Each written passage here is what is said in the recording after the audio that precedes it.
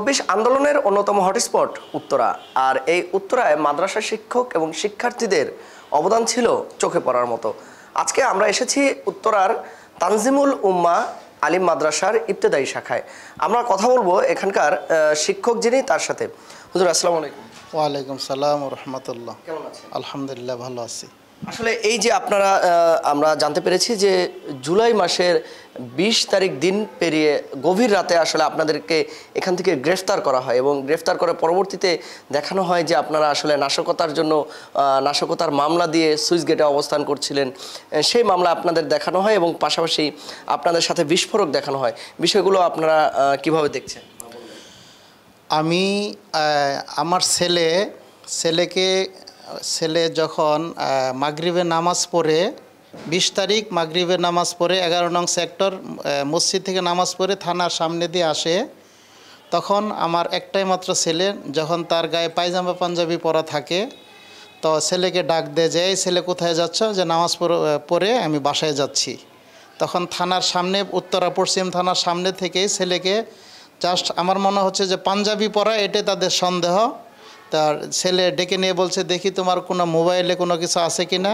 তো মোবাইলে একটা বিএনএস সেন্টার একটা আন্দোলনের একটা ভিডিও আছে, এটা থাকতেই পারে। তখন আমার ছেলেকে তারা ভিতরে প্রবেশ করে, ভিতরে নিয়ে যায়, মারধর করে, তখন ছেলেকে অ্যারেস্ট করে। আমি তখন আমার প্রতিষ্ঠানে কোচিং ক্লাস করতেছিলাম, ওই থানায় গিয়ে আমি প্রতিবাদ করি যে ছেলে তো নামাজ পড়ে আসতেছে, কেন আপনি ছেলেকে ধরলেন? তখন আমি প্রতিবাদ করে এক পর্যায়ে আমাকে 2-3 জন পুলিশ আমাকে চিনে বলতেছে যে মামুন ভাই আপনি চলে যান, আমি বিষয়টা পরে দেখতেছি আর কি। তো তখনই আমার সাথে মনে টার্গেট করে। এর মাঝখানে আমার প্রতিষ্ঠানে, আমি যেই প্রতিষ্ঠানে শিক্ষকতা করি তানজিমুল উম্মাহ, সেইখান থেকে 5 জন শিক্ষককে গ্রেফতার করছে। 21 তারিখ রাত্রে আমি তাদেরকে ছাড়ানোর জন্য পশ্চিম থানায় আমি যোগাযোগ করি। পরবর্তী থানায় বসি, এই যে ওখানকার যে অপারেশন শামীম আমার সাথে কথা বলে 20 মিনিট পরে সে আমাকে বসায় রাখার পরে আমাকে আবার ওসির রুমে নিয়ে যায়। প্রায় 2.5 ঘন্টা, 12:10 বাজে। তখন আমার বোন প্রায় 2.5 ঘন্টা চেক দেয় যে আমার ফোনের মধ্যে কোনো কিছু পাই নাই। না পেয়ে এক পর্যায়ে যে আমার যে পায়জামা পাঞ্জাবি পরা আছে, এটাই তার সন্দেহ, এটাই তার মাথা ব্যথা। তা আমাকেও পরবর্তীতে অ্যারেস্ট করা হয়। থানার মধ্যে অনেক নির্যাতন করছে আমাকে। পরের দিন আমাদেরকে এই 5 জন সহ আমি সহ তা কোর্টে চালান করা হয়, কোর্টেও রিমান্ড আবেদন করা হয়। পরবর্তীতে কোনো আদালতের কোনো আইনের কোনো সহযোগিতা আমি পাই নাই। পরবর্তীতে আমাদেরকে কেরানীগঞ্জে রাখা হয় প্রায় 17 দিন। কেরানীগঞ্জের ছোট্ট একটা রুমের ভিতরে আমাদেরকে রাখা হয়, যেখানে 2 জন থাকার মতো না, সেখানে আমাদেরকে 5 জনকে আমাকে রেখেছে। অত্যন্ত সেখানে নিম্নমানের খাবার দিয়েছে। তারপরে আমাদের 6 তারিখ 5ই আগস্ট শেখ হাসিনা যখন পলায়ন করে, দেশ ত্যাগ করে, আমরা 6 তারিখ আমাদেরকে ছাড়া হয়। 7 তারিখে ভোরবেলা আমরা বাসায় এসে পৌঁছাই। তো রাত্রে 3টায় আমাদের মাদ্রাসায় 35 থেকে 30 জনের মতন পুলিশ ডিবি হানা দেয়। হানা দেওয়ার পরে অনেক পিড়াপিড়ি পরে এখানে এসে সাউন্ড গ্রেনেড ছাড়া হয়। ছাড়ার পরে আমাদের ভিতরে ঢুকে ফার্স্ট টাইম আমার রুমে চলে যায়। আমার রুমে আমরা 2 জন ছিলাম।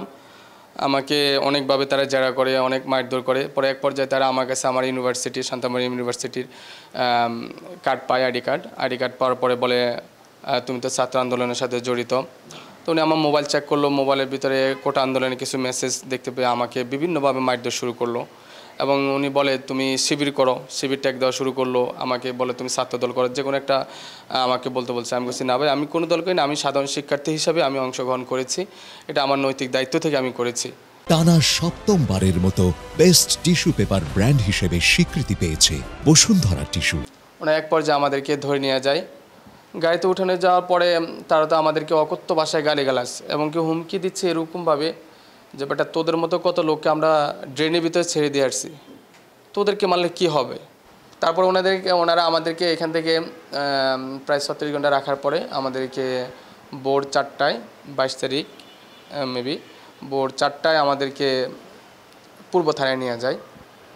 এখান থেকে গাড়ি আসে, পূর্ব থানা থেকে আমাদেরকে ঢাকা সিএম আদালতে নিয়ে যাওয়া হয়। তো এখান থেকে আমাদেরকে রিমান্ড মঞ্জুর করে আমাদেরকে কেরানীগঞ্জ নিয়ে যাওয়া হয়। কেরানীগঞ্জে আমাদেরকে প্রায় 16 থেকে 17 দিন আমরা ওইখানে জীবনযাপন করি। তারপর আমরা 6 তারিখ রাতে আমরা 1টা মেবি অথবা 12টার দিকে আমরা কারাগার থেকে মুক্তি পেয়েছি।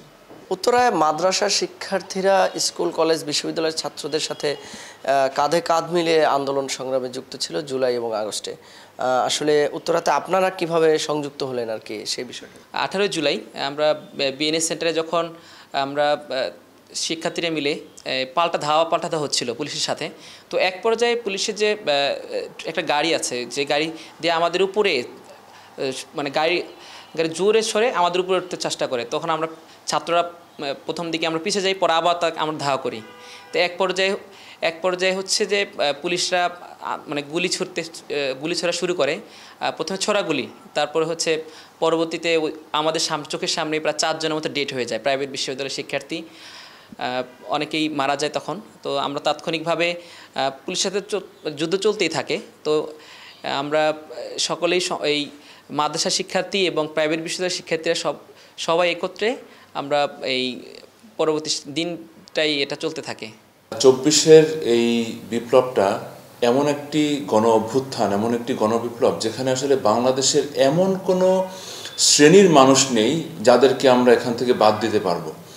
যেমন ধরেন আমরা যদি যাত্রাবাড়ির কথা বলি, আমরা যদি উত্তরার কথা বলি, এই দুটি জায়গায় ছিল হচ্ছে এই 24-এর গণ আন্দোলনের আমি বলবো যে অন্যতম প্রধান ঘাঁটি, ঢাকা শহরকে আপনার আন্দোলনের ক্ষেত্রে মোটিভেট করার ক্ষেত্রে। এই দুইটা জায়গাতেই যাত্রাবাড়ির বিভিন্ন মাদ্রাসার ভাইয়েরা যেভাবে তারা মানে চিটাগাং রোডকে তারা যেভাবে ব্লকেট করেছে এবং তারা যেভাবে লম্বা সময় ধরে মানে প্রশাসনের সাথে এবং আওয়ামী গুন্ডাদের সাথে ফাইট করে তারা যেভাবে ওই জায়গাটাকে ধরে রেখেছে, আমি মনে করি যে এটা একটি মানে অত্যন্ত সাহসিকতা এবং মানে দেশের জন্য এবং স্বৈরাচারের বিরুদ্ধে প্রচণ্ড রকম একটা ইমোশন না থাকলে, প্রচণ্ড একটা ক্ষোভ না থাকলে এভাবে করে তারা সামনে আগাতে পারতো না। ঠিক একইভাবে উত্তরা তো আমার নিজের চোখে দেখার বিষয়। উত্তরাতে আমি সার্বক্ষণিকভাবে ছিলাম, যে বিশেষ করে এখানকার উত্তরা এবং টঙ্গীর যেই মাদ্রাসাগুলো রয়েছে তাদের প্রত্যেকের ফোকাসটা ছিল হচ্ছে উত্তরার উপরে, এবং তারা উত্তরাতে অন্যান্য যে প্রাইভেট বিশ্ববিদ্যালয় আছে, এখানে অন্যান্য কলেজগুলো আছে, তাদের সাথে একাকার হয়ে মিলে তারা প্রচণ্ড রকম একটা জাগরণ সৃষ্টি করেছে উত্তরা। এবং সেই জাগরণেই মূলত আপনি 5 আগস্টের যে সকালবেলার যে দৃশ্যটা, সেটা অবশ্যই সারা পৃথিবী দেখেছে মিডিয়ার কল্যাণে, যে এই স্রোতেই মূলত স্বৈরাচার সরকারের পতন হয়েছে। তো সেখানেও মাদ্রাসার শিক্ষার্থী এবং শিক্ষকদের যে কন্ট্রিবিউশনটা সেটা অনেক বেশি। একটা ক্ষমতাসীন দলকে পরিবর্তন করাই কিন্তু এই জুলাই আন্দোলনের মেইন স্পিরিট ছিল না। মেইন স্পিরিট ছিল আমরা এমন একটা দেশ গড়ব যেই দেশে পরবর্তীতে যেন আর কেউ এই ধরনের ফ্যাসিস্ট হওয়ার সুযোগ না পায়।